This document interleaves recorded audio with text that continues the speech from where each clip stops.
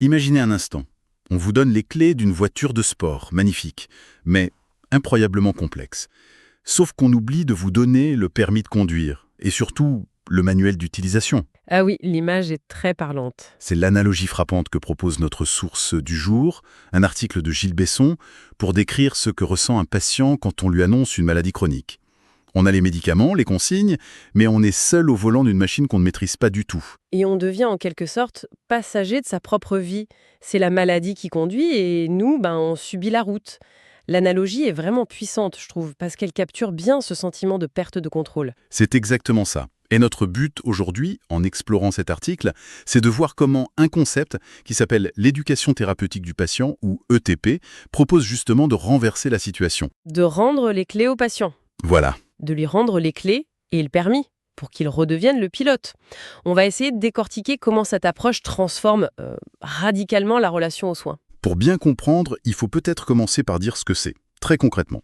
Avant même la définition officielle de l'OMS, l'idée de l'ETP, c'est de passer d'une médecine qui dit « prenez ce médicament 3 fois par jour » à une médecine qui demande… Qui demande quoi? Qui demande comment est-ce qu'on peut intégrer ce traitement dans votre vie, avec votre travail, votre famille, pour que ça marche vraiment pour vous. Ah oui, c'est tout de suite plus clair. On ne plaque pas une solution toute faite, on la co-construit. C'est ça. L'Organisation mondiale de la santé, elle, formalise ça en disant que l'ETP aide les patients à acquérir les compétences pour gérer au mieux leur vie avec une maladie chronique. Et là, on parle de pathologie au long cours. Oui, comme le diabète, l'asthme, l'insuffisance cardiaque ou même l'endométriose. Bref, des compagnons de route dont on ne se sépare pas. L'article insiste beaucoup sur le fait que tout le monde y gagne, pas seulement la personne malade. Oui, et c'est là qu'on touche à un point fondamental. Pour le patient, le bénéfice est évident. Mieux comprendre sa maladie, savoir quoi faire en cas de crise et surtout pouvoir adapter son traitement à ses propres projets.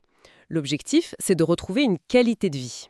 De pouvoir continuer à faire du sport, voyager, sortir. Bref, à vivre, voilà. Mais alors, quel est l'intérêt pour le système de santé? On pourrait se dire que ça coûte cher, tout ce temps passé à éduquer les patients. Et c'est là qu'on trouve le paradoxe le plus puissant de l'ETP, qui est très bien mis en lumière par la source. En investissant du temps et des ressources pour former le patient, au final, on finit par économiser énormément d'argent. Comment ça? Un patient qui sait gérer une hypoglycémie ou une crise d'asthme qui commence, c'est y hospitalisation d'urgence évitée. L'article ne le présente pas du tout comme une dépense, mais comme l'un des meilleurs investissements qu'un système de santé puisse faire. C'est un soin qui se finance lui-même, en quelque sorte. Exactement. Il prévient des crises qui, elles, sont bien plus coûteuses. C'est contre-intuitif, mais implacable. On investit dans l'humain pour soulager le système. Mais ça m'amène à une question. Un bon médecin qui prend le temps de bien expliquer la maladie, le traitement, ça ne revient pas au même? C'est quoi la vraie différence? C'est une excellente question, et elle nous amène au cœur du réacteur. La source est très, très insistante sur ce point. L'information, ce n'est pas l'éducation. L'information n'est pas l'éducation. C'est la distinction clé. Donner de l'information, c'est un monologue. Je transmets un savoir théorique. L'éducation, c'est un dialogue. On construit ensemble une compétence pratique. L'article donne un exemple très concret pour illustrer ça, je crois, avec le diabète. Oui, l'exemple est parfait.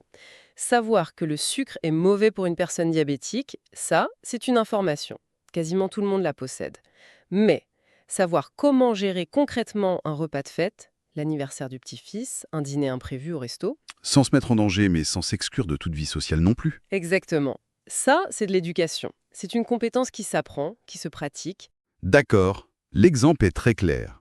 On passe de la connaissance livresque « le sucre est l'ennemi » à l'intelligence de situation « comment je négocie, moi, ce soir, avec ce tiramisu ». C'est tout à fait ça. Mais est-ce que ça ne met pas une pression énorme sur le patient? On lui demande non seulement de gérer sa maladie, mais en plus de devenir un expert en nutrition, en gestion de crise. C'est une préoccupation légitime, et le TP y répond par un principe fondamental que l'article martèle. C'est une démarche exclusivement volontaire. On ne force personne. Jamais. La proposition est souvent faite dès le diagnostic, mais la personne l'accepte quand elle se sent prête. Souvent, ça vient après le choc de l'annonce, une fois le déni passé. C'est le moment où la personne exprime elle-même ce besoin de reprendre le volant. Ah oui, donc imposer la démarche? Ce serait un échec garanti, parce que tout repose sur l'engagement de la personne, sur son envie de redevenir actrice. On ne peut pas forcer quelqu'un à vouloir conduire. ça a du sens. Ce qui m'interpelle là-dedans, c'est que ça semble être une tâche immense. On imagine mal un médecin généraliste déjà surchargé mener tout ça dans une consultation de 20 minutes. Qui porte ce projet? Absolument. Et c'est une autre force du concept. Ce n'est jamais l'affaire d'une seule personne. C'est un vrai travail d'équipe. L'idée peut venir de qui alors? La proposition peut venir du médecin, bien sûr, mais aussi d'une infirmière, d'un pharmacien, d'un kiné. Et les programmes eux-mêmes sont animés par une équipe pluriprofessionnelle qui a été formée pour ça. L'article précise qu'en France, par exemple, une formation de 40 heures est obligatoire. Et qui on trouve dans cette équipe? Des médecins, des diététiciens, j'imagine? Oui, on trouve des médecins, des infirmiers, des psychologues, des diététiciens. La richesse vient de la complémentarité des regards. Mais attendez, Je vous arrête parce que l'article mentionne une autre personne dans cette équipe et c'est le détail qui m'a le plus surpris, je dois dire. Et ce n'est pas un soignant. ah, vous pensez aux patients experts? Oui, c'est la pièce maîtresse du dispositif moderne et c'est une véritable révolution. Le patient partenaire, c'est ça? C'est ça. C'est une personne qui vit elle-même avec la maladie, qui a suivi un programme d'ETP et qui ensuite a été formée à la pédagogie pour co-animer les séances aux côtés des soignants. C'est fascinant. Mais qu'est-ce qui le rend si décisif? C'est quoi son super pouvoir en quelque sorte? Son super pouvoir, c'est le vécu. Il apporte ce que la source appelle une ressource inestimable, l'expérience de l'intérieur. Le meilleur des médecins sait tout sur la maladie, mais il ne sait pas ce que ça fait de se lever tous les matins avec. Le patient expert, lui, le sait. Lui, il le sait. Il peut parler d'égal à égal, partager des astuces très concrètes que seul le quotidien apprend, et surtout, il incarne l'espoir. Il est la preuve vivante qu'on peut bien vivre avec la maladie. Il a une légitimité que personne d'autre dans la pièce ne peut avoir. Exactement. La source donne l'exemple d'un atelier sur l'asthme. Le patient expert a raconté comment il avait appris à ne pas paniquer pendant une crise en utilisant une technique de respiration toute simple que son médecin ne lui avait jamais montrée. Ah oui, Rien que cette histoire, ce partage d'expérience, a plus aidé les participants que 2 heures de théorie sur les bronchodilatateurs. Ça crée une dynamique de confiance, de partage. C'est incroyablement puissant. d'accord, je comprends mieux le qui. Maintenant le comment. On a parlé de programme, de séance. Concrètement, si on décide de reprendre le volant, à quoi ressemble l'auto-école? On s'assoit en cercle et on parle de ses angoisses? C'est bien plus structuré et pragmatique que ça. L'article décrit un parcours très clair, en 4 étapes. On pourrait dire 4 leçons de conduite. D'accord. La première, La première, c'est le diagnostic éducatif. un diagnostic. Encore un. Attention, ce n'est pas un diagnostic médical, c'est un entretien individuel, un moment d'échange pour comprendre non pas la maladie, mais la personne. Quels sont ses projets de vie, ses passions, ses craintes, de quoi a-t-elle besoin, là, maintenant. Et surtout, qu'est-ce qu'elle veut apprendre en priorité, j'imagine? C'est le point de départ. On ne plaque pas un programme standard, on part vraiment de la personne. C'est la base de tout. C'est du sur-mesure. On définit la destination avant de tracer l'itinéraire. Et ensuite, étape 2. La deuxième étape, c'est de définir ensemble, le patient et l'équipe, le programme personnalisé. On fixe des objectifs de compétences très concrets. La source donne un exemple parfait. Un objectif pourrait être savoir ajuster mes doses d'insuline avant de faire du sport. D'accord, ce n'est pas mieux gérer mon diabète, qui est beaucoup trop vague. Non, c'est précis, c'est pratique et ça répond à un vrai besoin du quotidien. On n'est pas dans les grands principes, on est dans l'action. Ça me plaît. Troisième étape? La troisième étape, c'est le cœur du réacteur, les séances d'apprentissage. Elles peuvent être individuelles ou, le plus souvent, collectives, en atelier. Et là, il faut vraiment chasser l'image de la salle de classe. Ce n'est pas un cours magistral. Non, pas du tout. C'est interactif.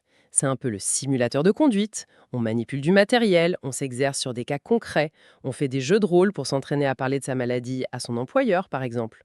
On apprend en faisant et en échangeant avec les autres. On apprend les uns des autres, en fait.